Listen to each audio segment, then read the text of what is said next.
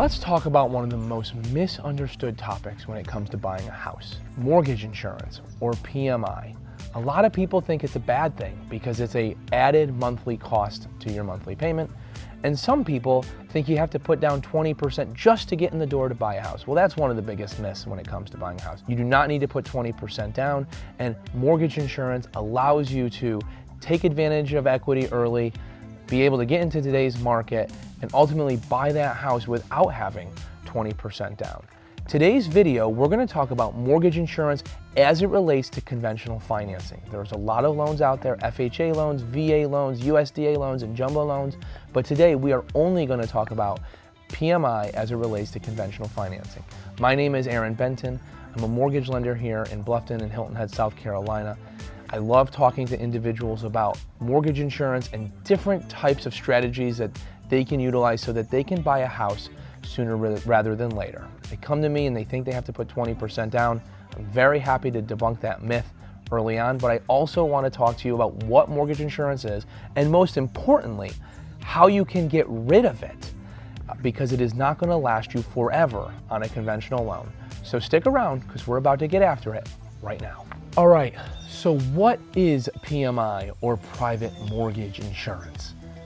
It is an insurance policy that the lender takes out because you are putting less than 20% down. So when you put less than 20% down, you are deemed to be a little bit riskier, and because you have less skin in the game, and therefore, should you go into foreclosure, mortgage insurance is what recovers the lender's losses. So it is an insurance policy that the lender technically has that protects them should anything negative happen in your world. Now understand, what does it do for you as the consumer? It allows you to buy a house and put less than 20% down. Mortgage insurance is either paid on a monthly basis, or it can be paid upfront in a lump sum, though rare, but is possible. Nevertheless, the reason that mortgage insurance exists is so that you as the consumer can get into a property, put less than 20% down, but the lender is still covered and protected and feels safe lending you at loan levels of maybe 90% financing, 95% financing, or 97% financing should you be a first-time home buyer. Okay, so now before you think that PMI is so bad because it's really just a protection for the lender, let's talk about some of the benefits. It allows you to buy a house and put less than 20% down. You're able to start building equity instantly. You know, as you can imagine, when you're renting, the interest we talk about, it's 100% interest because it's all going to your landlord. There is no return there. So you are able to get in, buy a property, start earning equity in that home by making principal and interest payments monthly. You also are the beneficiary of appreciation. Historically speaking, our home values, you can imagine, home values have increased over time. We saw that very, very directly during COVID when the home values across the U.S. all skyrocketed. So individuals who bought their properties during COVID or prior to COVID are probably seeing mass appreciations right now, and they are sitting on a boatload of equity, where if they were sitting out on the sidelines, they wouldn't have been able to, well, reap that equity. Let's play this out with real numbers for you. Say you're looking to buy a house for $450,000, a very reasonable price point here in Bluffton, South Carolina. 20% down would be $90,000. That is quite an amount of money that someone has to save up in order to be able to get into a house. Rather, should you be a first-time home buyer, you could put as little as 3% down. You could put down 5%, 10%, 15%. So understand that the mortgage insurance does give you the ability as a buyer or as a consumer to be able to start building equity, lock in at today's prices, because we understand that the market historically has increased in value, homes have appreciated, and start building equity sooner rather than later. So mortgage insurance allows you to get in the house sooner rather than later. The other part here that is so exciting about mortgage insurance, it's not permanent. It doesn't last forever. And that is a huge savings to you because that monthly mortgage insurance payment will eventually drop off, and you will notice that your monthly payment drops. So let's talk about real numbers, because this is where people really start to pay attention because it's affecting their pocketbook. PMI, private mortgage insurance, typically costs somewhere between 0.22% and 2.25% of the loan amount per year. Now, of course, we take that annual number and divide it by 12. There's a couple factors that work into what the mortgage insurance figure for you would actually be. It has to do with loan size, credit score, down payment, and occupancy of the home, because you can put less than 20% down on a primary, a second home, or even an investment property, but it would come with the mortgage insurance. So let's play two examples out right now, just so you can understand the magnitude of your credit score and how that plays a role. So let's say you're buying a home for $500,000 and you're going to put down 5%, but you have a 620 credit score. That's going to yield a PMI rate of 1.42%, which is going to have a monthly cost of $562 per month. Certainly a big number. You're putting down 5% and your monthly payment has gone up $562. That is a 620 credit score. Now let's play a different scenario for you. Another scenario would be you putting down 10% and having a 720 credit score. So your credit score has gone from 620 to 720 and you've decided to put down 10% instead of 5%. That mortgage insurance goes all the way down to $173 per month. Case in point, credit score plays a huge role. When I talk to individuals who they have credit scores in the high 700s, low 800s, the mortgage insurance is going to be nominal. Think of mortgage insurance as risk-based. The stronger of the buyer you are, the lower the premium is going to be. You are going to be safer. So of course, mortgage insurance goes in tiers. You pay a lesser mortgage insurance, the more skin in the game you have. So if you put down 10%, naturally you're going to be in a different tier, if you will, than someone who puts down 5%. Likewise, should you put down 15%, it's better than 10%, and 20% is better than 15% because there is no mortgage insurance at 20% down.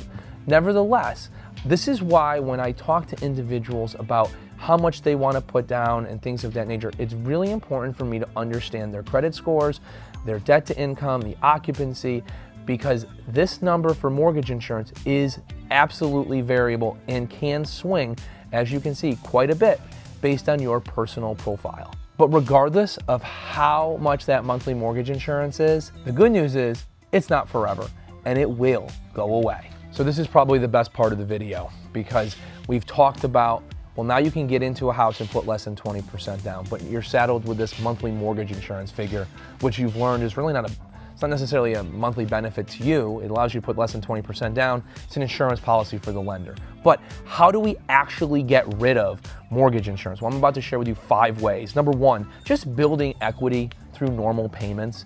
You can imagine every single month that goes by, your principal balance is shrinking. You are gaining equity in that home.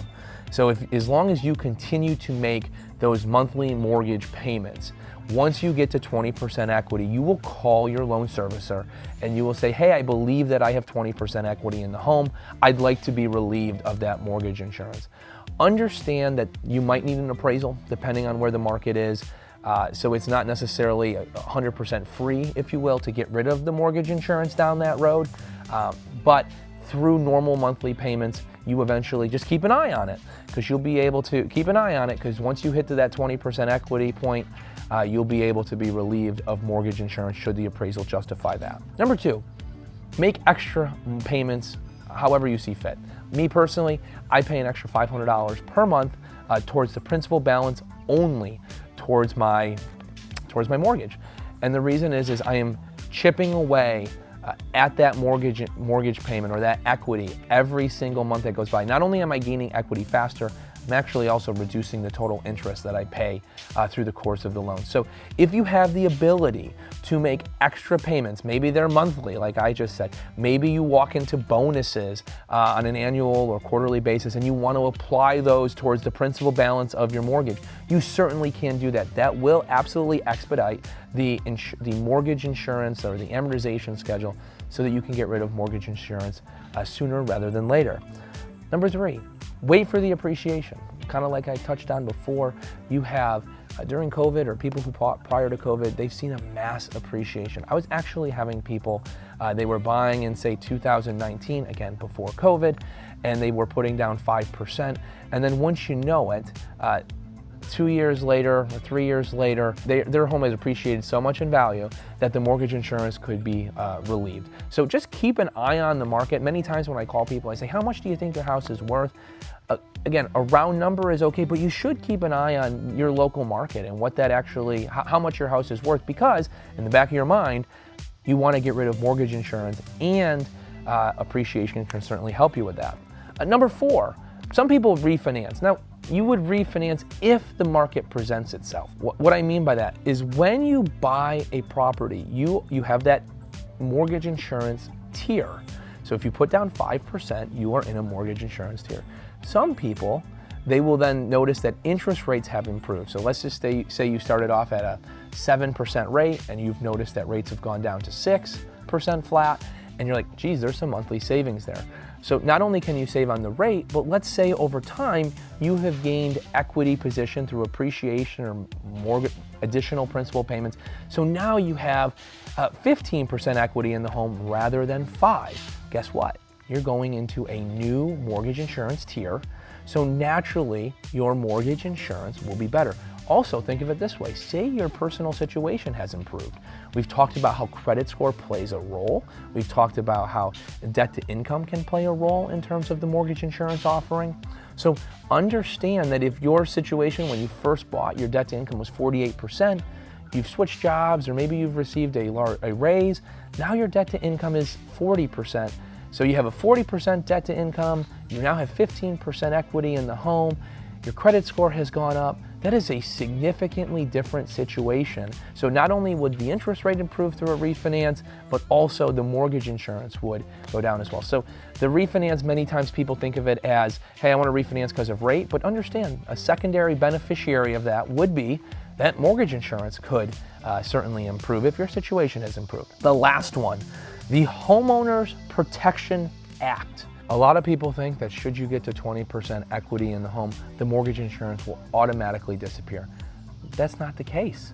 What happens is when you get to 20% equity, you have to notify your loan servicer that you have the 20% equity for mortgage insurance to be relieved. If you do not, it will naturally, by law, drop off when you have 22% equity in the home. But nevertheless, think of this, you have just given up you've paid mortgage insurance on an extra 2% of equity in the home. So again, kind of full circle here. This is why you want to have an idea of what your house is worth, what your equity position is, how much you owe, because you can save yourself from paying mortgage insurance on an extra 2%. Again, it will naturally fall off because the law requires it to, but be proactive.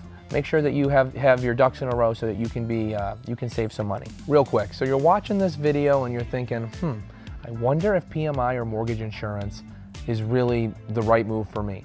Well, I encourage you to reach out. Everyone's situation is different. You can tell by earlier in the video, there's a lot of factors. There's down payment size, credit score, occupancy, loan amount. So a lot of things play into what the actual mortgage insurance for you would be. So I encourage you to tap the bell for notifications, book a Zoom call with me, make a phone call, send me a text. I'd love to understand your personal situation. Together, we can build exact numbers so that you understand what the numbers are going to be before you sign that dotted line, and you'll understand what the principal is, yes, in principal, interest, taxes, insurance, and the mortgage insurance. So in my area here, Bluffton and Hilton Head, it's a little bit more nuanced. Of course, there are homes that are in the $400,000 to $500,000 range, and mortgage insurance does make sense. It can be a bridge, gets you in the door, build the equity position, all the things that we've talked about.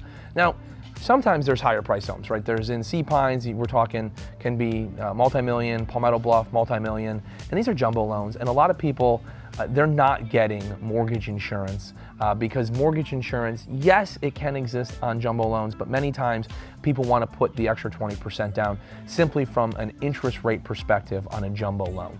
In Beaufort County in 2026, that jumbo loan limit is any loan greater than $832,750. So that conversation, you can imagine, is different. Really, we're talking to people right now who want to get in the door be able to start building appreciation. Again, putting anywhere from 3% down as a first-time home buyer all the way to 15% down, could be less, as long as it's less than 20%, gets you in the door, builds your equity position. Mortgage insurance, very, very powerful tool. It's not what your grandparents said. Your grandparents probably told you had to put 20% down to make it all work. That is not the case. My name is Aaron Benton. I'm a local mortgage lender here in the Bluffton Hilton Head area. Would love to understand your personal situation. I hope one day to get to meet you or talk to you, but if not, I hope to at least see you on the next video.